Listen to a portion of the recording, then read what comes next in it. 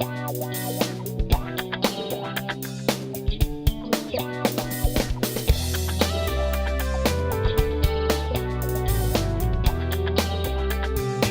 amis suiveurs, bienvenue dans votre spéciale interview.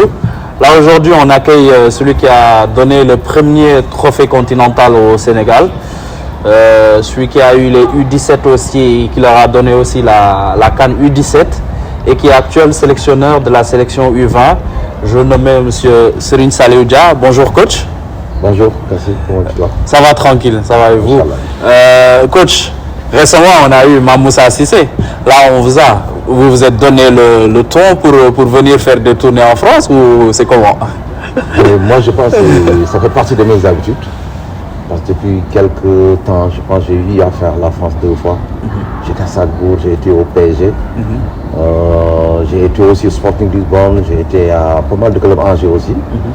Je pense que ça fait partie de la formation continue de l'entraîneur. Et essayer de continuer de titiller ce qui se passe au niveau. Je pense que maintenant on a fait tous les diplômes en Afrique. On a la licence, on a tout ce qu'il faut. Maintenant la meilleure formation c'est d'aller rencontrer les gens dans le terrain, d'aller parler avec, d'aller échanger avec eux sur leur méthode de travail et c'est ça l'objectif du voyage. C'est un peu une continuité parce que de base votre formation, vous l'avez aussi fait une partie ici en Europe avant de retourner. Oui, je pense que j'ai fait une partie ici en Europe, que ce soit en Suisse. Voilà, où j'ai fait le diplôme 3 excellence, que ce soit aussi en Allemagne, où j'ai eu la licence A de la Fédération allemande de foot. Voilà, là c'est une formation plus ou moins continue, voilà, qui me permet, comme je l'ai dit tantôt, de rencontrer les défenseurs entraîneurs, de voir comment ils travaillent, le microcycle de la semaine. Et je pense que c'est ça, ces fameux échanges qu'on va progresser. Surtout qu'on vous catégorise un petit peu coach allemand. Plus ou moins, je pense, moi j'aime partager, je pense. J'aime aussi le Portugal avec la périodisation tactique. Moi, je pense que c'est une nouvelle forme d'entraînement voilà, qui colle au développement des stratégies maintenant. D'accord. Coach, on vous a vu dans le cadre de cette tournée-là, on vous a vu un petit peu à Lyon, à Nancy, à Monaco. Et là, on est en train même de faire cette interview-là dans les installations du Red Star. Qu'est-ce que vous avez un petit peu retenu de ces passages au niveau de ces différents clubs? Ben, je pense beaucoup de bonnes choses. Et comme on dit, on a besoin de voir ce qui se fait de meilleur pour essayer de progresser, pour essayer aussi d'avoir une vision, notre propre vision. Et je pense que quand tu rencontres beaucoup de gens, voilà, c'est là que tu auras ta propre lumière. L'objectif à Lyon, c'est que Lyon fait partie des 3 meilleures centres de formation du monde. Donc c'est important d'aller voir qu'est-ce qui se passe là-bas, d'aller voir plus ou moins comment ils travaillent. Je pense que Pierre Sage, c'est un gars que j'ai connu à travers un ami. Quelqu'un qui utilise plus ou moins cette prédécesseurs dont je parlais tantôt, et quelqu'un qui a eu à diriger aussi le centre de formation de Lyon. Donc c'est important de venir ici voir comment ils travaillent, comment ils progressent, quelle est leur idée par rapport aux joueurs africains qu'on a, parce que je pense, nous, notre souci, c'est les joueurs africains qu'on utilise, donc c'est important d'avoir le retour sur comment ils les trouvent à l'arrivée. Donc c'est ça qui va faire encore une fois qu'on pourra se redresser, qu'on pourra adapter plus ou moins notre programme de travail par rapport à ces joueurs, par rapport à où ils veulent. Parce que l'objectif, encore une fois, c'est d'être professionnel, c'est aussi de gagner des titres. D'accord. Vous avez dit l'objectif, c'est aussi de gagner des titres. Donc, on pense forcément au fait de renouveler un petit peu l'effectif chez les U20. Vous avez pris les rênes il n'y a pas longtemps. Est-ce que aussi ce voyage-là, c'est pas aussi un cadre pour vous de pouvoir voir certains binationaux et de parler avec eux et peut-être de les incorporer dans votre équipe? Pourquoi pas? Je pense qu'on dit souvent que l'équipe nationale appartient à tous les Sénégalais, où ils puissent se trouver. L'essentiel, c'est qu'ils soient les meilleurs au moment T. Et que c'est pour ça que j'étais venu un peu avant, parce que j'ai vu la demi-finale de la Cap-Vert, où il y avait Nancy et 3, où il y avait Sachen Tezeba, il y avait au moins minimum 5 Sénégalais. Il fallait le voir dans ce genre de compétition. Je pense que National 3, c'est un bon niveau, c'est plus ou moins peut-être l'équivalent, on peut dire, de. Ça peut être notre première division ou deuxième division. Donc ça veut dire en fait c'est une compétition de qualité. Donc maintenant déjà on te rencontre, on t'envoie des jours de binations, mais je pense l'objectif aussi c'est de les voir à l'heure, c'est de voir comment ils jouent. Après de discuter avec eux pour avoir plus ou moins l'état d'esprit. Je pense qu'on ne doit pas courir derrière les jeux comme on dit encore une fois, parce que c'est des jeunes joueurs qui ont le temps de changer de nationalité. Donc je pense s'il y a des gens qui sont prêts, qui ont déjà leur passeport, déjà qui sont prêts à défendre leur pays, je pense que nous, on ne va pas s'empêcher de les prendre, parce que je pense qu'ils peuvent être des valeurs ajoutées par rapport aussi à la qualité de la formation qu'ils ont eue. Mais ça n'est en rien la qualité qu'on trouve chez eux. Je pense que nous, on a gagné la Coupe d'Afrique avec un seul joueur, et du coup, Abdou-Salam Konaté. Abdou-Salam Konaté, il continue aussi à faire de belles choses à la Primavera. Donc ça veut dire que le Sénégal maintenant regorge des centres de formation de qualité. Et pour preuve, il y a Sacré-Cœur qui a participé là, récemment à un tournoi au Maroc et qui a été vainqueur face à des équipes qui viennent d'Europe. Ça veut dire que la qualité est chez nous. Maintenant, comme on dit, il va falloir être meilleur que ce qui se passe au plan local, voilà, pour prétendre à prendre de place ici. Exactement. Vous avez dit que les binationaux seraient peut-être une valeur ajoutée pour cette équipe, mais existe-t-il vraiment des difficultés à pouvoir les faire venir? Et bon, quelles sont véritablement les difficultés que vous rencontrez? Parce qu'on ne les voit pas souvent en équipe de jeunes du Sénégal. Après, les difficultés, c'est juste que tu n'as pas eu l'occasion de le parler. C'est par exemple toi qui peux être en France, qui va, écoute, j'ai vu un bonjour, tu m'envoies ses vidéos, ça ne peut pas tout expliquer. Donc l'essentiel, c'est de les voir d'abord, de parler avec envie de jouer pour le Sénégal. Je pense que je l'ai eu à faire quelques jours avec Lyon, que ce soit Pape, que ce soit Fureur. Oui. Là, c'est des gens qui ont envie de défendre leur pays. Je pense on peut penser à maintenant dans les différentes sélections. Déjà, comme ils manifestent cette envie de défendre le pays, comme ils aiment le Sénégal, ils ont été approchés par d'autres pays, ils n'ont pas voulu répondre, donc ils attendent le Sénégal. Donc nous, par rapport aussi à la politique qu'on a à la direction technique nationale, on pourra voir s'il y a des possibilités de les appeler, mais je pense que ça peut être très possible. Voilà, à condition aussi qu'ils soient compétitifs ici, qu'ils ne soient pas des joueurs de réserve comme on dit. Parce que ces compétitions africaines sont très cool, il faut avoir des jeux compétitifs et que l'Afrique aussi a ses réalités, c'est un jeu très physique, très agressif. Il va falloir bien disséquer le profil de jeu qu'on veut amener dans nos sélections. Et aussi en termes administratifs, parce qu'il n'y a pas forcément tout le monde qui a son passeport sénégalais aussi. Moi, je pense que si c'est un joueur extraordinaire qui sort du lot, je pense peut-être, et qui a envie de défendre son pays, et aussi si ses parents ont eu ce passeport sur le Sénégal, je pense que ça ne pose pas de problème. Voilà, maintenant là, c'est un débat qu'on doit poser d'abord à la direction technique, parce que moi, je pense que c'est un sélectionneur. Quand je vois un joueur, administrativement, il y a des démarches à suivre, et que si un excellent joueur, je pense que les gens ne s'empêcheront pas de faire ces démarches, voilà, pour les emmener. D'accord. Coach, il y a bientôt la WAFU Cup qui est qualificatif à la CAN qui se jouera l'année prochaine. Quel est véritablement votre plan de travail pour préparer ces échéances à venir? Je pense que nous, on a eu à faire une réunion à la direction technique, donc c'était important de maintenant de déposer les programmes qu'on avait. Et que c'est important maintenant que tous les mois on a des regroupements de 7 à 10 jours. Et qu'à l'approche des compétitions, on puisse rester ensemble pendant 1 mois et demi. Je pense que c'est au mois de septembre. Là, normalement, on doit avoir un camp d'entraînement à la fin du mois. D'accord, coach, vous avez parlé un petit peu de certains joueurs. Donc, comment vous jugez véritablement ce vivier local-là des jeunes footballeurs sénégalais? Je pense que c'est un vivier très intéressant. Je pense que maintenant, le Sénégal n'a pas trop de choses à envier à ce qui se passe ailleurs. Parce que les gens sont très bien formés là-bas. En plus, c'est des garçons maintenant qui participent régulièrement au tournoi qui se passe en Europe. Déjà, tous ces problèmes, c'était l'adaptation sur le plan climatique. C'était aussi rencontrer d'autres nations de football. Maintenant, les gens sont en train de faire ça dans ces tournois. Et ça va agrandir un peu leur expérience sur le plan international. Ça va, sur le plan tactique aussi, ils vont progresser parce que ça va leur donner plus d'idées par rapport aux adversaires qu'ils vont rencontrer. D'accord, coach, est-ce que vous pouvez me faire un petit bilan de votre passage chez les U17? Parce que, comme je l'ai dit tout à l'heure, vous avez été champion d'Afrique, mais la Coupe du Monde aussi, vous l'avez faite. Et bon, c'est quand même mi-figue, mi-raisin entre ces deux compétitions. Donc, quel bilan véritablement vous pouvez tirer de votre passage à la tête? Je pense que c'est un bilan très positif.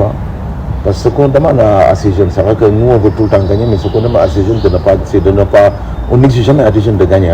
D'accord. L'essentiel, c'est de les faire progresser. Et la preuve, on a eu Amara qui a été en équipe A, donc ça veut dire quelque part il y a un travail de fond qui était fait. Et au début, c'était pas facile comme on dit avec les 17. On a fait les IRM, on avait 15 dehors. Donc ça veut dire qu'encore une fois, il fallait remettre en place un groupe.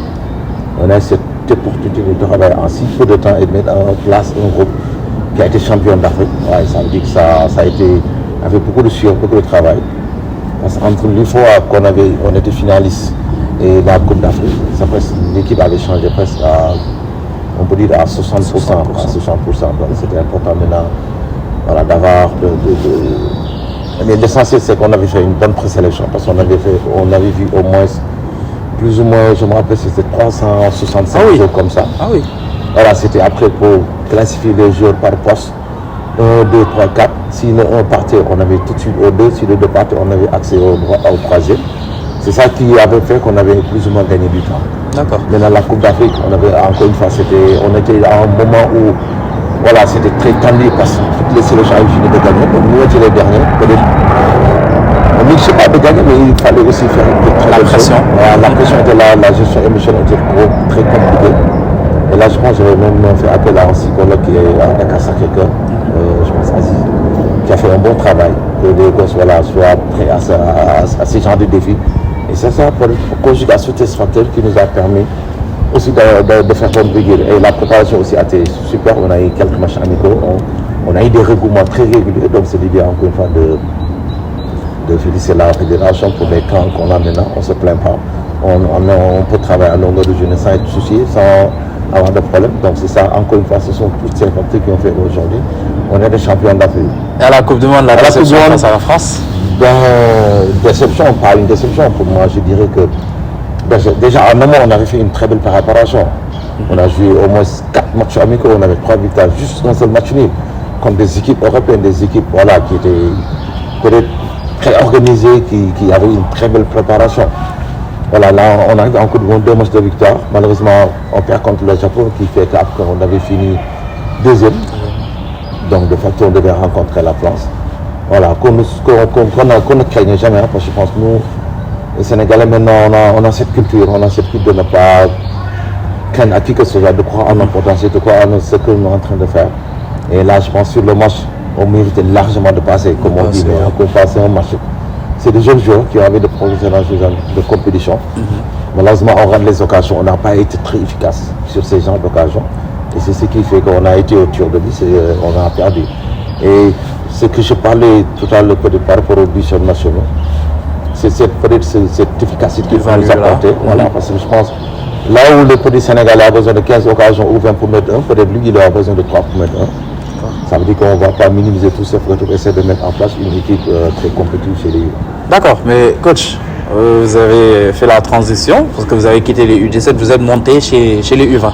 Quels sont véritablement vos objectifs avec cette sélection-là? D'abord, c'est de réunir aussi, encore une fois, de remercier la fédération, de remercier la direction technique. Parce que je pense qu'il n'est pas. Quand tu accompagnes tes entraîneurs dans leur progression, je pense que c'est bon pour lui, c'est bon pour le groupe, c'est bon pour le pays. Je pense qu'ils ont fait la même chose avec le U17, avec Pape aussi, tout le monde. Voilà, ça veut dire qu'ils ont une politique voilà, pour accompagner leurs sélectionneurs, pour aussi ne pas perdre ce vivier. Parce que l'objectif premier de nous, c'est de jours qu'on avait en U15, on les retrouve en U17, en U20, en U23. Et même chose aussi chez les U17. Donc l'objectif, ce sera encore une fois parce que Malik Daf, mon ami, a placé la barre très haute. Maintenant, nous aussi, il va falloir qu'on essaie de s'inscrire dans cette dynamique, qu'on essaie aussi, au-delà des résultats, au-delà du content aussi, de mettre en place, de doter ces enfants à des qualités qui seront en venue 23, qui seront en études prochainement. C'est ça l'objectif.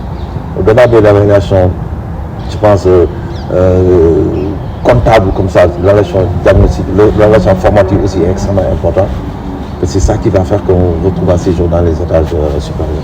D'accord. Coach, peut-être on va aborder un petit point, puisqu'on a eu pas mal de bruits de couloir sur certains joueurs. Par exemple le cas Tidjane Diallo, où on a dit que voilà qu'il était prêt à rejoindre l'équipe du Sénégal. Il y a eu beaucoup de tollé sur ça. Donc peut-être c'est pour vous l'occasion un petit peu de clarifier cela.